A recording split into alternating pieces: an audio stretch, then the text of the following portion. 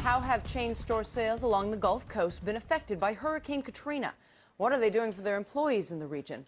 Joining us from Boynton Beach, Florida, is Steve Odland. He's chairman and CEO of Office Depot, which has 10 stores in the New Orleans area.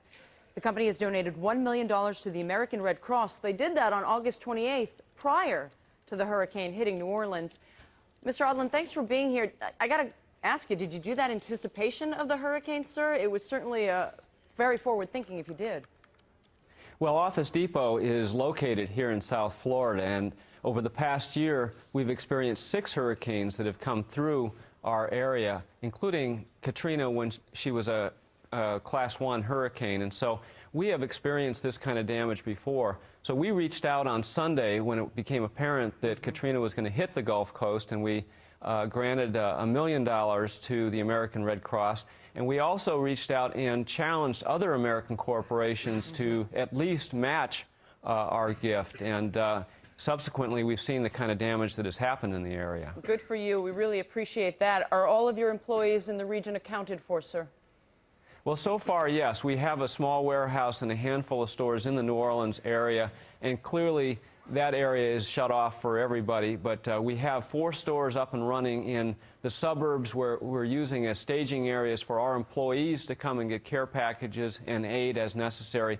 We're also working with FEMA and the local agencies to try to provide aid to the rest of the citizens in and around the Gulf region. We've donated products, office equipment, to the city of New Orleans in order to get their operations up and running again. This is really a massive effort, as everybody knows, and we're calling it the American tsunami because of the impact that we think it's going to have going forward. And it's really imperative that people do give and that corporations match Office Depot and give to the American Red Cross and the Salvation Army and others, because the efforts are going to be ongoing for many, many months in this cleanup. So long.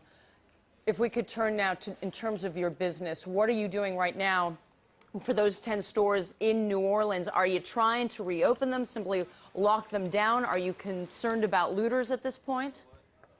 Well, we've donated the contents of the 5 stores in the hardest hit area to the city of New Orleans. We've invited the city officials to go and take what they need in order to get the city up and running again. In the other stores in the area, we are bringing them back up as we're able to. We've got generators and so forth, and that's how we're able to use them as staging areas to help with things like water and food, not only for our own associates, but for the citizens in the area. So we think that the impact on our company will be relatively modest, but we're most worried about the impact on the citizens in the region, and as well, we're really concerned about the potential impact on the economy.